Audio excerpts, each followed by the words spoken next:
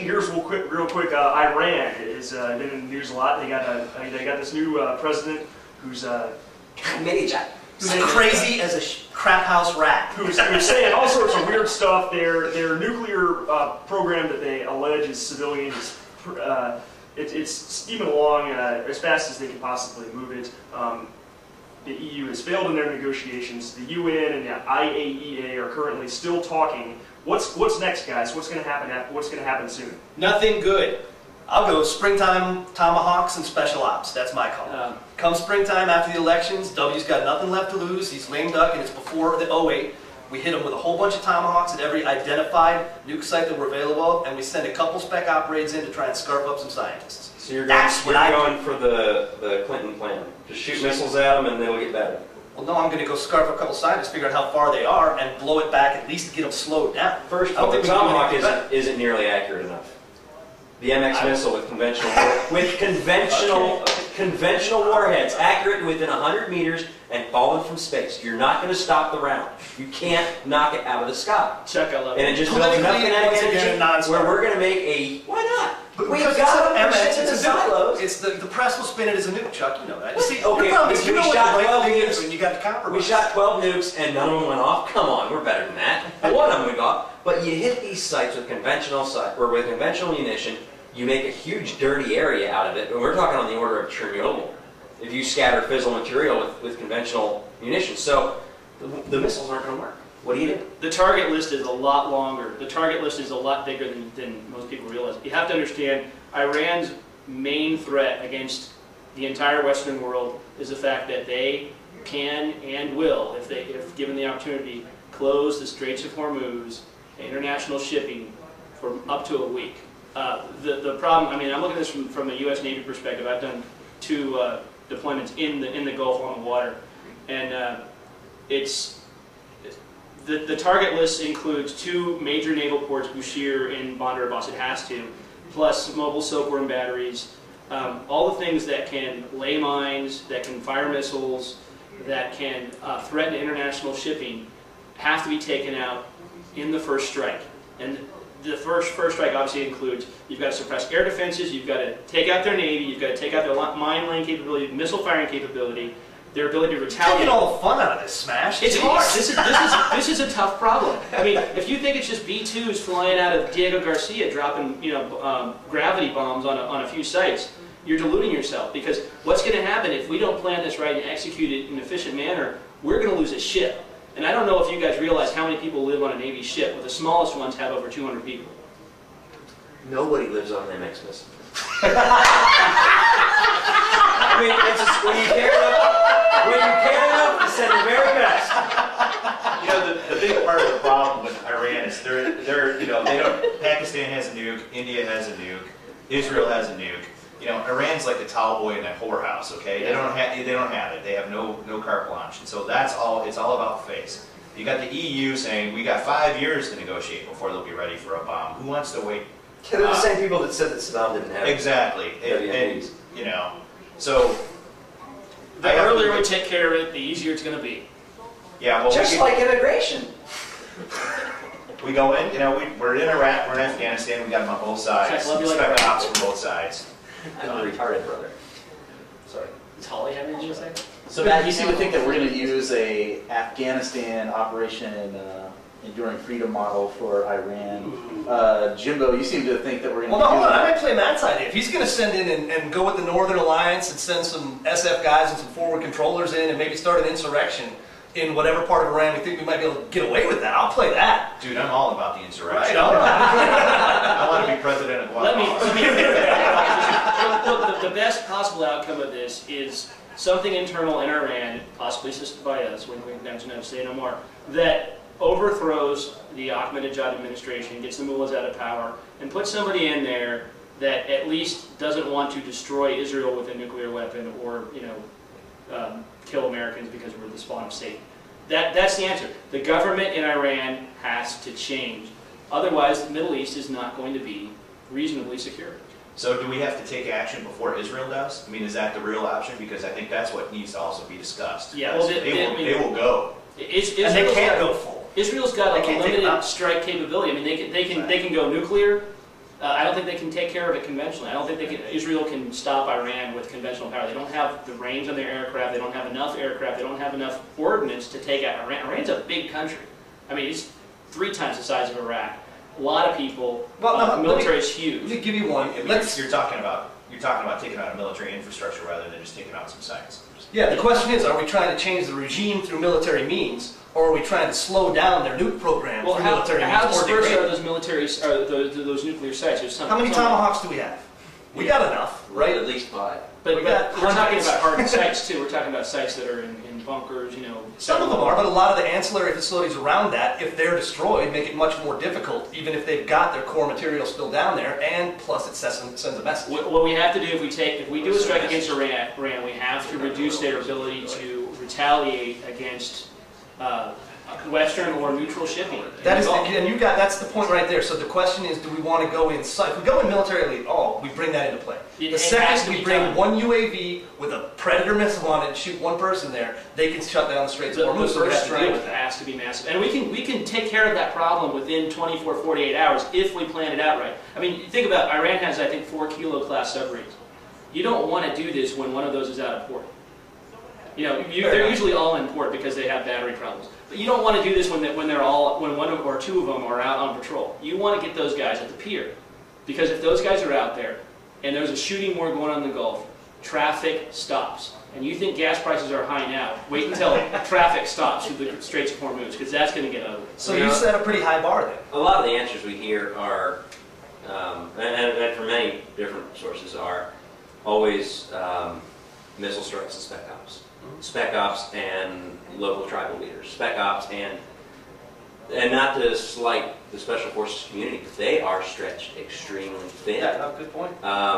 When we did OIF-1, we had 650,000 soldiers in Iraq. During Desert Storm, we had over 1 million soldiers in Iraq.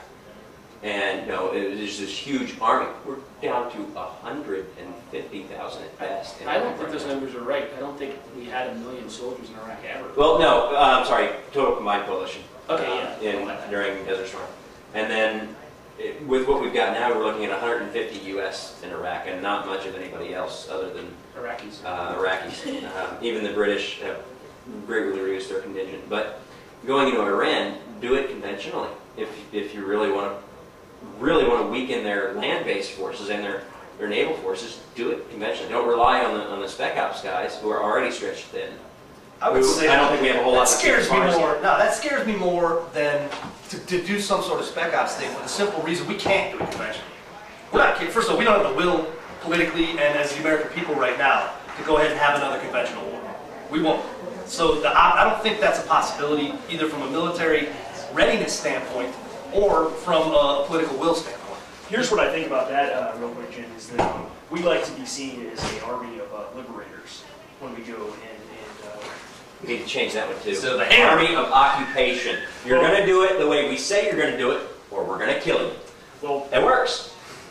from the It works for the fatherland. It will work now.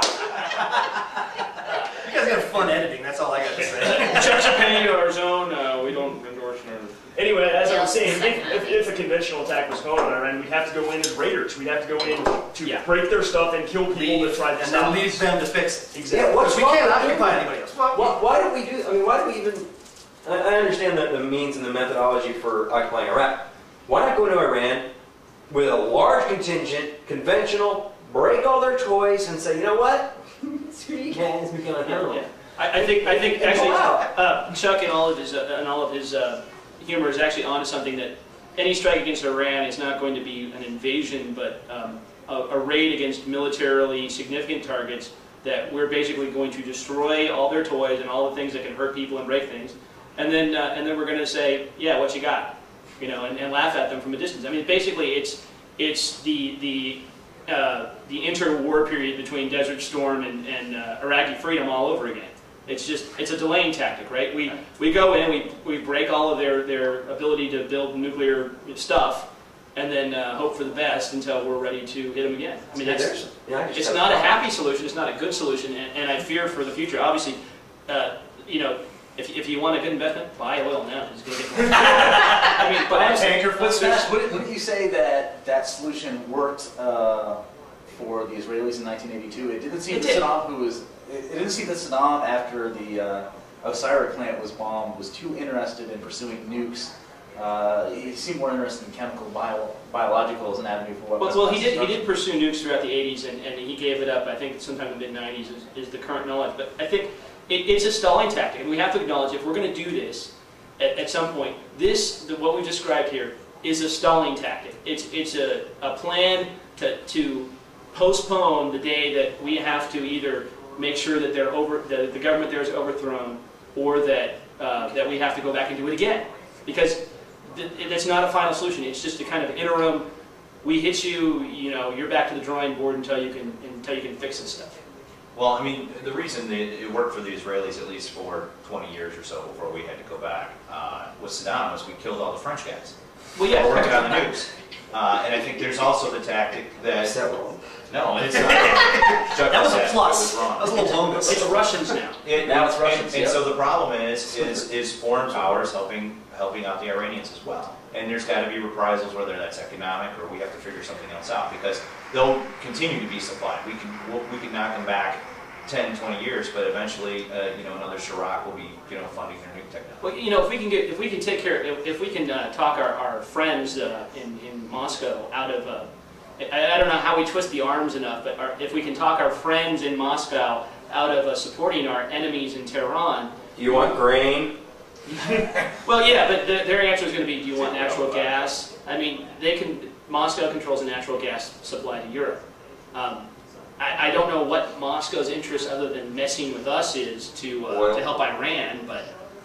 I did a blog post on this recently. They are currently selling 29 missile systems for air defense artillery to Iran.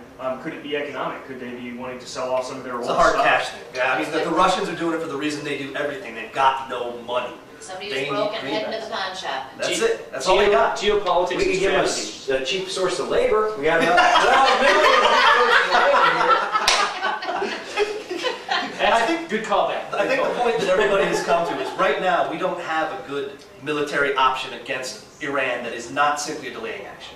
We don't have the will to do a conventional topple the government and reinstall one. next missile. Now, I would probably say if you're looking at it, we want to decapitate their mullahs, mullocracy, and wipe out their dangerous toys, and then run away. Kill all the French guys. And kill as many Russians and French guys that are working on that stuff as possible, pour encourager l'autre, not to go and help our enemies. What we're not talking about here, though, Jimbo, is the downside. The downside is the Iranians are very nationalistic, and right now I got to tell you, a lot of people in Iran probably like the idea of having a nuclear weapon because it makes them big boys in the block. Whether or not it has anything to do with Israel or the Great Satan or whatever, if we attack Iran in any way, shape, or form whatsoever, we instantly raise the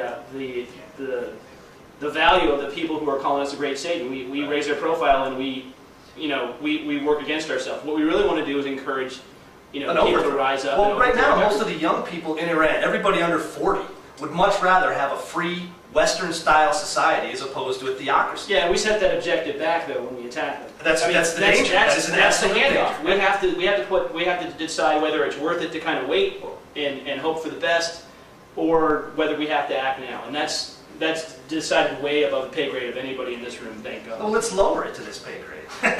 All right, guys, we're about 45 minutes deep right now, so we got to wrap it up. I tell you what, we'll give each of you a final word, and then we will sign off.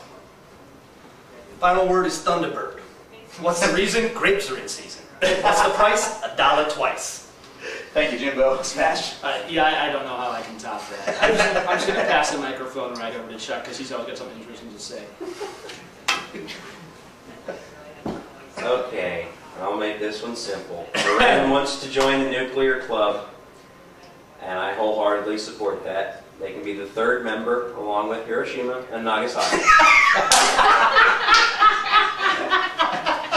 Glass, baby, glass. How do I follow that? I guess it's time to go put a bottle in front of me or get a frontal lobotomy. Here, here. Score. Gambe. All right, guys, that was Op4 Radio podcast number 2. It was the Super Milblog podcast. We have Chuck from From My View, we have Uncle From Jim my Bro. position. He's an Air Force guy. From my Dude, I can't Their say the position's double- in the double rear with the clear. Underground, where I like it. their position is. Okay. All right, let's try that over. All right, that's going to wrap up Op4 podcast number 2. We've got Chuck from My Position. We've got Uncle Jimbo from Blackfive and Madison newspaper. We've got Smash. We've got Holly Aho, who's woken up. And we've got Matt from Blackfive. Thanks for coming out, guys. Hey everyone, thanks for listening to Op4 Radio. Again, our website's www.op4.com. Edit out this. Okay. Our website is www.op-4.com. Thanks for listening. I always thought that was gay that we do the an Op4 pitch when they click on our website to listen to the podcast in the first place. Well, do you have it on iTunes or any other place like that? We need to Yeah, if they download it, Definitely need to they put it on play it on their Well, they should help you with iPod or that. their phone. Military would